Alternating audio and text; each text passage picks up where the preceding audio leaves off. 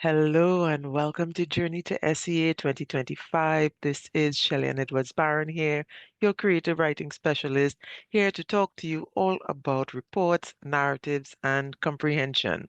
Thank you so much for joining me with this series. And if this is your first episode, we are actually on episode 32. So you might want to go to YouTube to review the episodes that came before because we covered lots and lots of foundation concepts. Now, this is the third round of reviews, which would mean that we're going to be repeating a lot of the things that we did before, excuse me, but in a slightly different way. So that the way the series worked is that at the beginning, we went through in absolute detail with a lot of things, and then we took a break and we came back and we reviewed those concepts within particular contexts. And then in this round, we're really focusing on polishing up any areas that students are still having challenges with. So there'd be lots of recommendations for practice and spot checks here and there. So let's get started. All right, so this is what we're working on today. We're going to be reviewing the requirements for SEA, looking at prompt analysis and a couple different things. And then we'd be reviewing a few documents. Well, I'll be recommending documents. If you don't already have them, you should get a copy.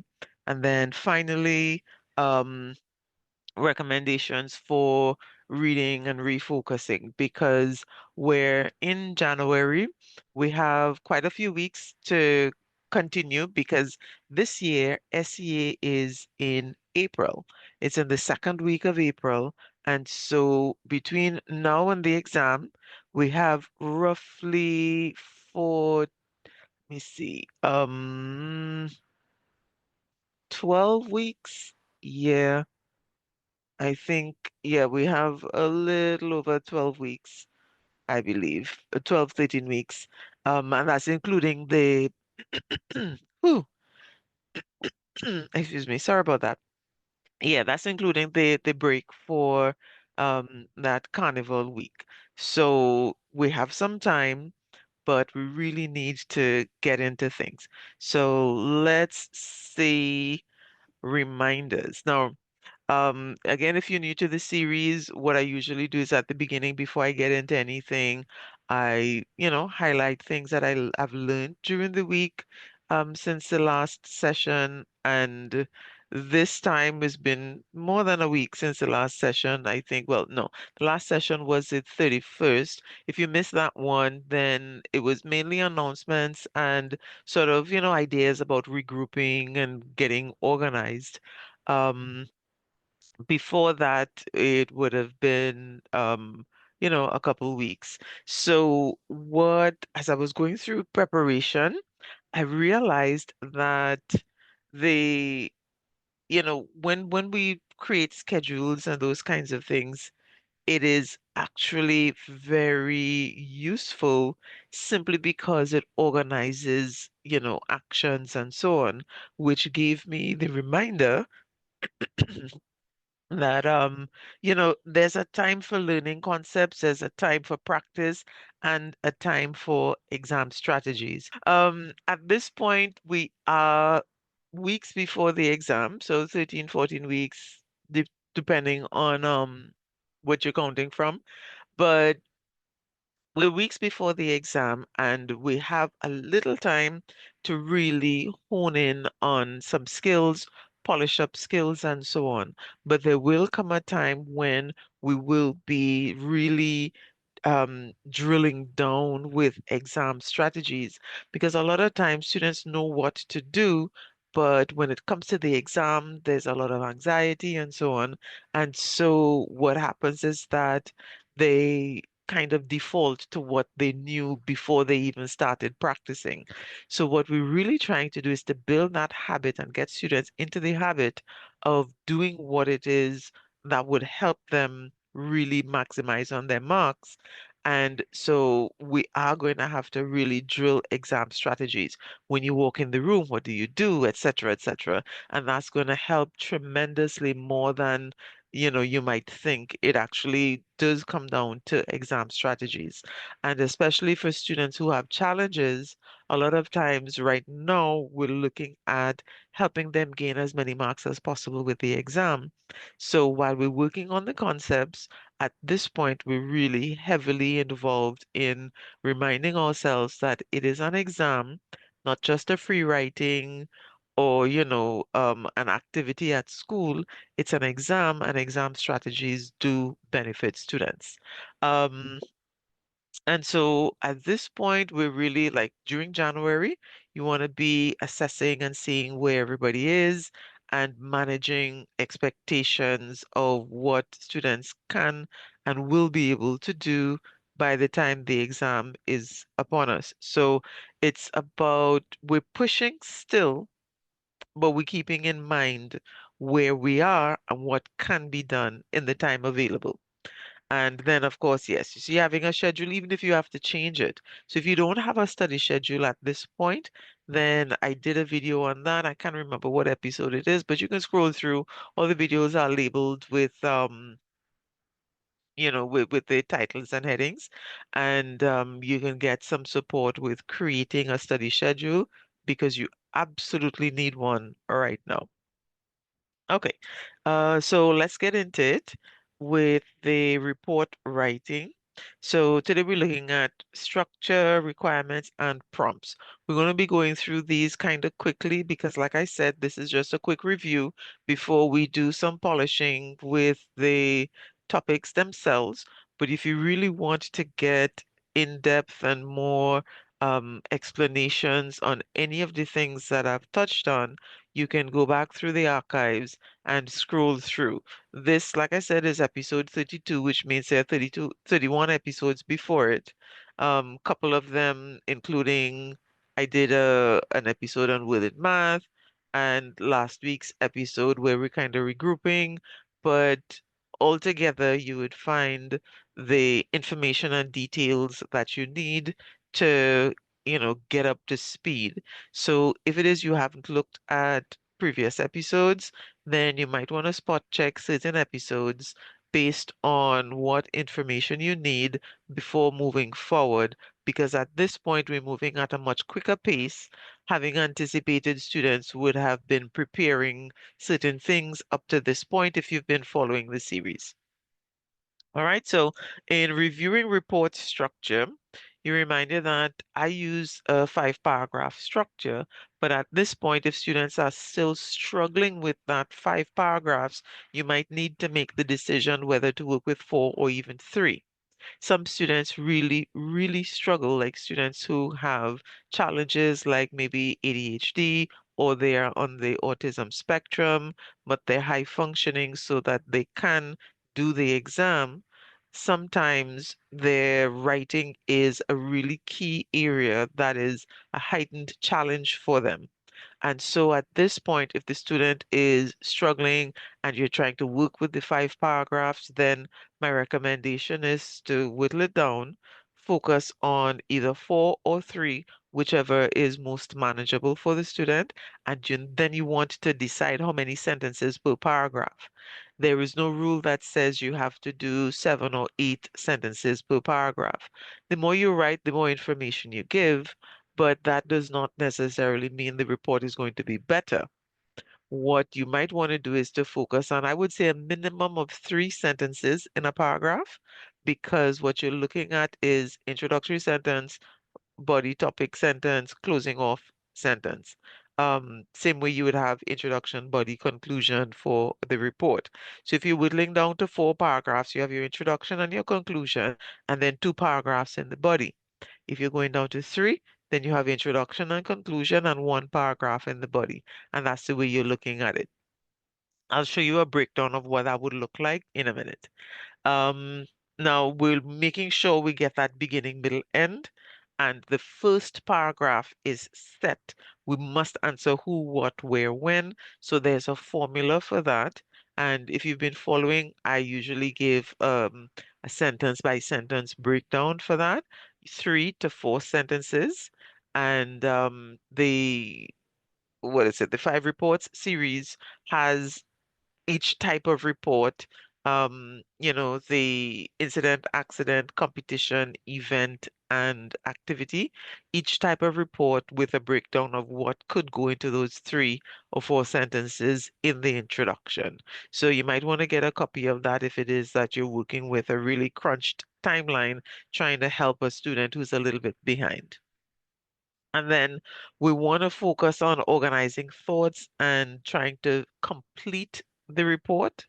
So we're not necessarily, if we're getting 5 paragraphs, but we're never completing, and that's not going to work. So you want to bring it down to 4 so that the students can complete, and there's a format that you can use. So check this out. So if you're going with 5 paragraphs, this is the breakdown, right? Summary, paragraph 1, paragraph 2 is before the main situation, paragraph 3 during the main situation, paragraph 4 that's after, like immediately after, how do people respond to what happened, and then finally outcomes and consequences of whatever happened here. Now, if you're going to be doing 4, the immediately after would be merged with the outcomes in paragraph 4.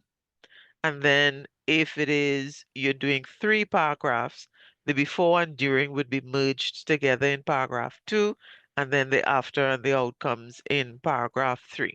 And so you can still write a complete report in 5, 4, or even 3 paragraphs.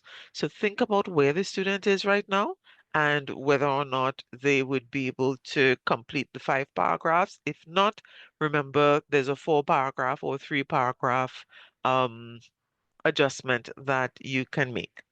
All right. So when it comes to the requirements, there are a couple documents that you should have when it comes to report writing. You should have an idea of the CLOG rubric. This would be fairly easy to come by because teachers use this in grading students.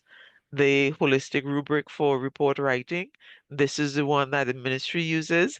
It's the same areas of the CLOG, but the report is going to be looked at in a complete way as opposed to separating the ideas.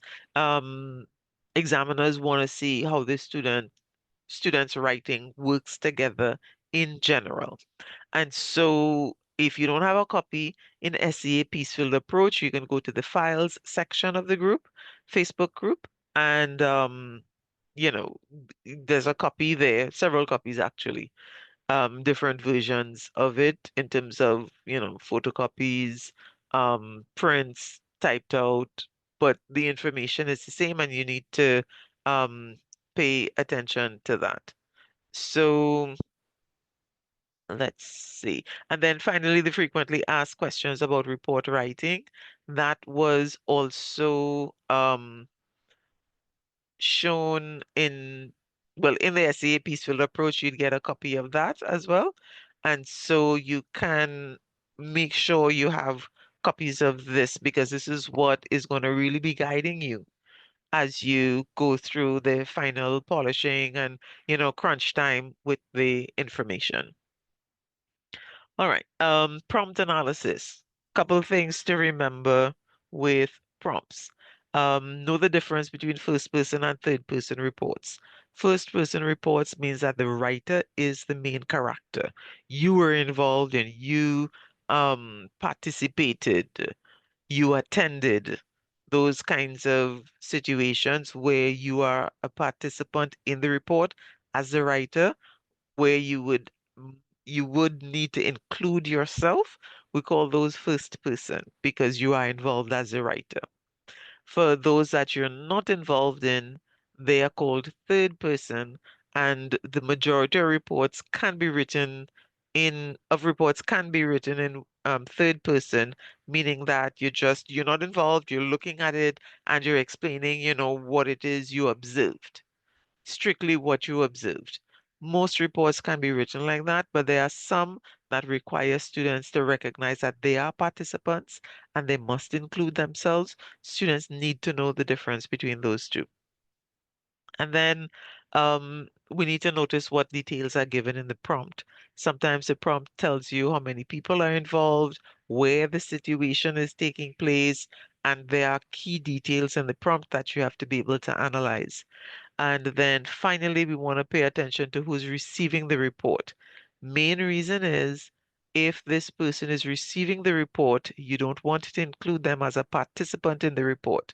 And this is important primarily for this kind of SEA style report, simply because we don't want to get into this situation of telling people what they already did, and it gets a little bit complicated in terms of the language that might need to be used. So we want to make it as objective as possible. Therefore, you just use somebody else. So if it's to the principal, have the vice principal or class teacher or monitor or supervisor, somebody else, coach, even somebody else as the main adult assisting in the whole thing, right? So activities this week. Review the requirement documents, make sure you have copies and that they're easily accessible. Practice analyzing prompts. Definitely, you'd need to go back to that. Always make sure students are able to quickly analyze and they get clarity on those prompts. And then you want to read and discuss reports. So for this first week, you're not pushing to start writing immediately. We're regrouping and refocusing. And so students need to be able to read and understand, highlight areas. Okay, this went well, this didn't go so well, make some plans, identify what areas need to be worked on, and that type of thing. That's what you're doing this week. All right. So the 5 reports challenge, this is what I mentioned earlier, and you'd be able to, there's a booklet on, this is all digital. So once you send payment, you'll get it within a couple days, simply because depending on how the payment is sent, it needs to be cleared first. So this 5 reports challenge has a lot of information on analyzing prompts, what goes into each individual paragraph, there's sample reports, and so on. This one is just worksheets in terms of planning to help students really organize their ideas. So we have some notes on what to do. We have 25 worksheets that students could work with, which means 25 different prompts. Okay, on to the narratives now. And so for narratives, what we're doing this week is reviewing plot, making sure students understand what plot is and how it works. Just a quick review. We don't want to take it for granted that they fully understand everything or that they remember everything. Remember, repetition helps with the reinforcement. Then we have requirements, and we're looking at analyzing prompts here as well. Okay, so in getting plot right, what we want to do is to focus on clear beginning, middle, end. So we need to know that however the plot is presented, we have a clear beginning, middle, and end to the story. We also want to make sure we go through the prompt, and whatever details are given in the prompt, that's going to um, comprise the main part of the introduction. And your paragraph 2 is supposed to be where you add new information and continue the story from what was told in the prompt. Then we want to have 2 to 3 levels of conflict in the prompt, in the plot, in order to really get that rising action. If there is only one conflict or one response to the conflict, then we're not going to really get the rising action or the building of the tension. So we really want to have 2 to 3 um, like levels of conflict. When I say levels, what I mean is that we start off with a small issue and then it escalates and it gets more challenging. And so the problems increase as we go. So if you want to get more information on that, again, remember, I would have done several episodes on plot so that you can go back and just, refresh yourself on those. All right. Make sure that answers and solutions seem logical. So what I mean by that is when we get to climax and we're solving the problems that came up in the story, it has to make sense. We don't want to just jump from problem to everything is fine and we don't know what happened. And we don't want to just tell readers everything is fine because we need to see how that was developed and how it worked out, what exactly the characters did, etc. So we want to make sure that is clear. And then finally, because it's a really micro short story, having a lesson learned or some kind of moral to the story gives the story closure and helps readers quite a lot in terms of making the story feel complete and, giving that satisfying ending. If you're thinking, okay, well, yes, we can do cliffhangers and surprise endings and all those things, take a look at the episode that I did with cliffhanger endings. It's possible, but we do need to have it modified. We can't have a true cliffhanger ending because most SEA prompts require you to say how the situation ended, which means you need a solid conclusion. Requirements, again, with the clog, we do have the holistic requirements, and then you can check the SEA piece-filled approach and look for exemplar. And what you would get is some recommendations with grading from the Ministry of Education. I believe there's a 2019 version, there's a 2021, I believe, as well. Some examples of what the stories could be like.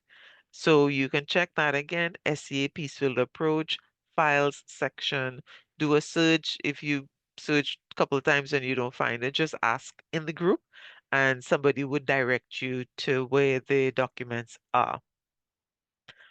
And for prompt analysis, so again, there's a difference between first and third person. If you see a name in the prompt, do not include yourself. Do not write as if you are a character. The minute you introduce yourself into the story, you are a character. And what's going to happen is that the focus is going to be you as a main character, and you don't want to be the main character if it's not a first person story.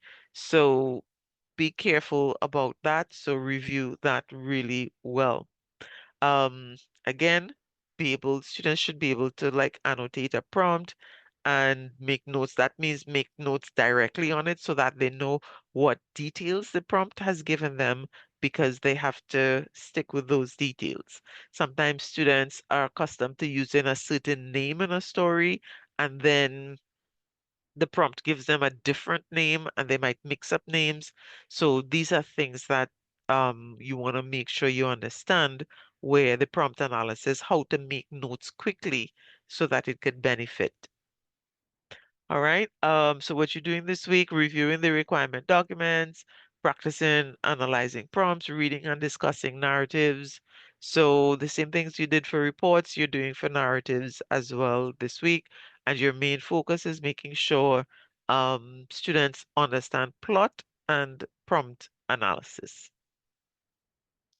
And to assist with that, I have the 7 stories challenge. If you don't have a copy of this yet, definitely get one. If you already have a copy, then there's a document on prompt analysis within that you need to go through, review. If you haven't already done it, go through it. If you have, review, because again, remember, repetition brings the reinforcement that helps students remember and have that default so that when they're flustered or frustrated or stressed, whatever they default to is going to be at a good standard to help them make it through still because they've practiced and they've kind of memorized certain things.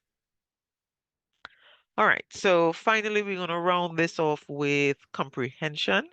And for comprehension, we're reviewing objectives, the exam format, and the texts, right? So these are the documents that you need to have. There's a 2025 to 2028 assessment framework that is also in the files section of the SEA Peacefield Approach. This is also on the ministry's website under primary school resources so that you can go back and check that, and also the exemplar documents that I mentioned also on the Ministry of Education's website under um, the primary school resources. So you want to have copies of those documents, right? past papers from, oh, that should have been 2019, not 2010. I guess you could say I was typing pretty quickly. All right, so you know what? I am going to change that before we continue. Right. Um, all right, there we go. So 2019.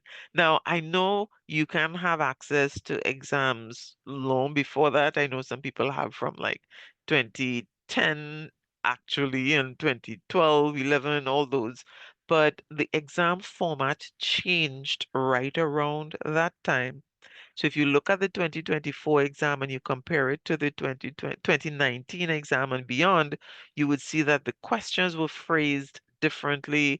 The exam was structured in a slightly different way in terms of how many lines for responses and the way the responses are required and so on. And so if you want students to get familiar with the actual exam, then you don't want to go beyond 2019. If you're just looking for poems and graphics and so on to practice with, then yes, by all means, go beyond 2019. But if you're looking for the exam prep and exam strategy, so students are familiar with what the exam looks like and what to expect, these are the exams that you want to work with. And then you also want to pay attention to the types of texts that are going to be tested. Now, there's the passage, the poem, and the graphic. With the passage, we have two options. So while there are three types of text, so passage, poem, and graphic, with the passage, we have fiction or nonfiction. And some students might struggle with one or the other, so you want to pay attention to that as well. All right, so what are we doing this week? You want to review the objectives and the requirements. Within that 2025 to 2028 assessment framework, there are actually objectives listed for each type of text, what kind of questions are assessed, how many questions students would get, how they are ordered, all of that information is right there for you to go through to make sure you are familiar with what is expected of students. And so you can share with the students, certain things. Okay, these are the types of questions you'd be reviewing and so on.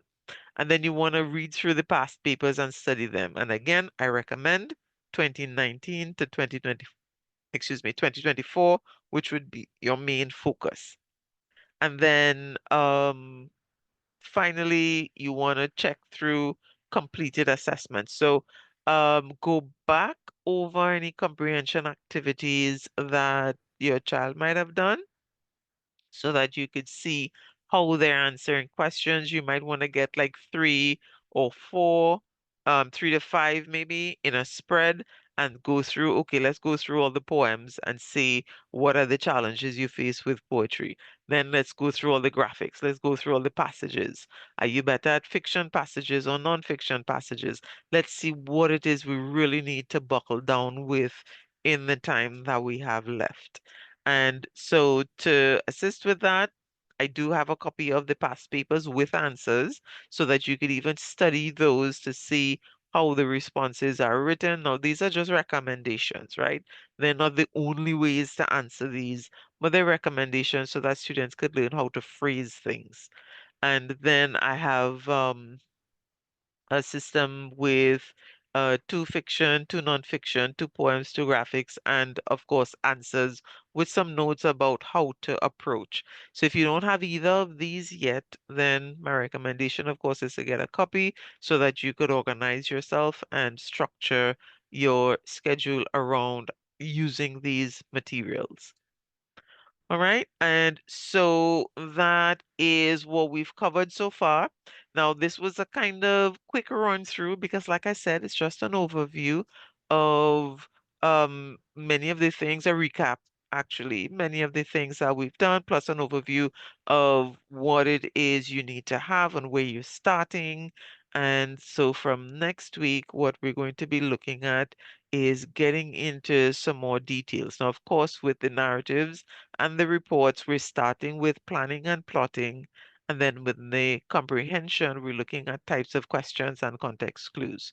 All right, so you can go back to the videos that we've done previously with those issues because I've done them multiple times.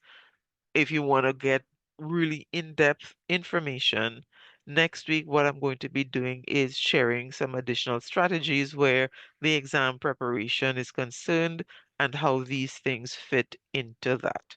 So, thank you again for your attention in this video. And my number is 7174993. Please send me a WhatsApp message if it is you need to find anything or you want to get a copy of any of the documents that I mentioned.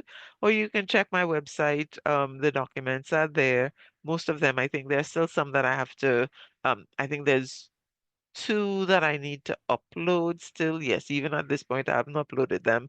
I'm so focused on creating more materials. So during the course of the week and following into next week, during the month of January, I'm going to be sharing a lot more um, worksheets and booklets and different things to really help you make the most of what is the time that you have left. So we're settled in, everybody's buckled up. So we look forward to interacting throughout the rest of the term. And don't worry, you got this. We have some time. You just need to know where you're headed and what is needed. All right. Thank you so much. And please share your comments, ask your questions so that I know the video is helpful to you. Okay. Take care, everybody. See you next week. Bye bye.